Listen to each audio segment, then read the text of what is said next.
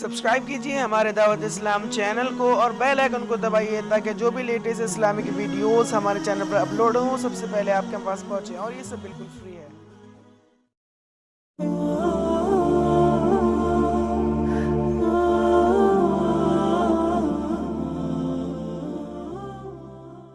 مسجدوں میں سفید لباس کے ساتھ بالخصوص جمعۃ المبارک میں آنے کی تلقین کی اور پوری طرح سے صفائی ستھرائی کا اہتمام کرنے کا حکم دیا۔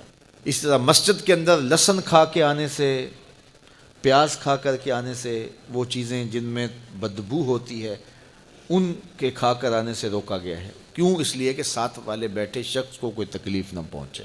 جب وہ مسجد میں سرسوں کے تیل کے دیے ہوتے تھے، کسی زمانے میں آپ نے دیکھے ہوں گے، یہ مٹی کا تیل چونکہ بدبودار ہوتا ہے مسجدوں میں نہیں جلایا جاتا تھا، سرسوں کے تیل کے دیے ہوتے تھے، تو اس کو لوگ مسجد میں جلا لیا کرتے، لیکن اعلیٰ حضرت جب اس کو مسجد میں روشن کرتے تو پہلے مسجد سے باہر لے جاتے، پھر اس کو آگ لگاتے، پھر واپس مسجد میں لے کے آتے۔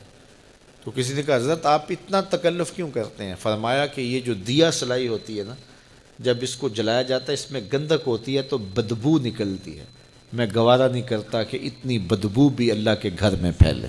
تو یہ ہمارا دین ہمیں سکھاتا ہے۔ آپ گھر بناتے ہیں، اللہ آپ کو اچھا پاکیزہ ستھرا کشادہ خوبصورت گھر دے، جس کا نہیں اللہ انہیں بھی عطا کرے، لیکن اس کے لیے جب آپ باقی ضروریات کے لیے چیزیں رکھتے ہیں کہ یہ فلاں ضرورت کے لیے ہے، یہ جگہ فلاں ضرورت کے لیے، تو اس میں نماز کے لیے جگہ ضرور رکھیں۔ اس سے کیا ہوگا؟ بچوں کے نفسیات میں یہ بات شامل ہوگی کہ یہ وضو کے لیے جگہ ہے، یہ نماز کے لیے جگہ ہے، اور اس کے اثرات ان کے نفسیات کے اوپر مرتب ہوں گے۔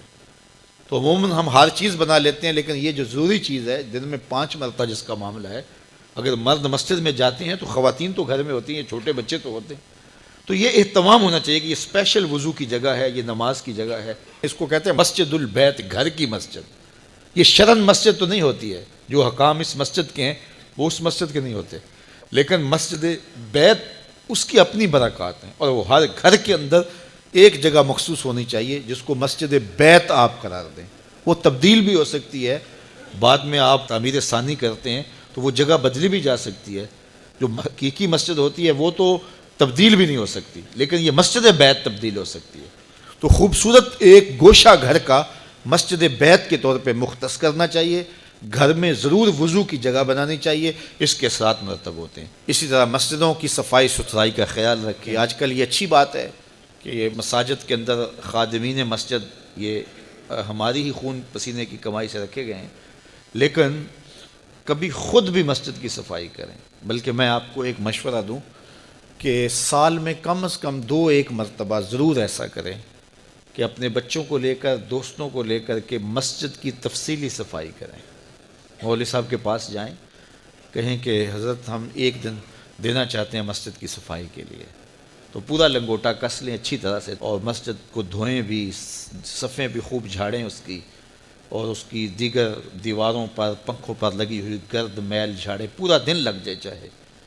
اگر آپ ہر مہینے یہ دن نہیں دے سکتے، 3 ماہ بعد دے دیں، 6 ماہ بعد دے دیں، سال بعد دے دیں، ایک مرتبہ ضرور کریں۔ اس کے بعد جو سکون ملے گا، میرے سے بات کرنا، میں بتاؤں گا آپ کو کیا سکون ملے گا۔ مسجد کو صاف کرنے والے کا دل صاف ہوتا ہے، اس کا دل پاکیزہ ہوتا ہے۔ جب وہ مسجد کو دھو رہا ہوتا ہے، اللہ اس کے دل کو دھو رہا ہوتا ہے۔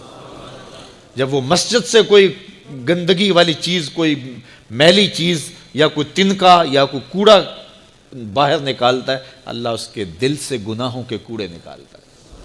تو یہ ضرور اہتمام کریں، اپنے محلے کی مسجد میں اپنے بچوں کو ساتھ لے کر کے جائیں، اپنے دوستوں کو ساتھ لے لیں، اپنے ملازموں کو ساتھ لے لیں، تو ساتھ لے کے آج مسجد ہم نے دھونی ہے، اور لنگوٹا کس کے مسجد کی صفائی کریں، دیکھنا پھر کیا سرور ملتا ہے۔ مسجد نبوی میں ایک خاتون تھی حبشیہ، وہ مسجد کی صفائی کیا کرتی تھی۔ ایک دن میرے حضور نے فرمایا کہ کتنے دن ہو گئے ہیں میں اس کو دیکھ نہیں رہا۔ عرض کی حضور وہ تو فوت ہو گئی، تو فرمایا تم نے مجھے بتایا نہیں اس کے جنازے کا۔ عرض کی حضور کار نبوت کی اہم ذمہ داریاں آپ کے کندھوں پہ ہیں، اور ہم نے سوچا کہ وہ ایک عام سی خاتون ہے، اور ہم نے آپ کو بتانا ضروری نہیں سمجھا، جنازہ پڑھا، تدفین کر دی۔ اللہ کے محبوب نے فرمایا تم نے اس کو عام سمجھا ہے جو اللہ کے گھر کی صفائی کرتی تھی؟ پھر حضور نے صحابہ کو فرمایا مجھے اس کی قبر پہ لے چلو۔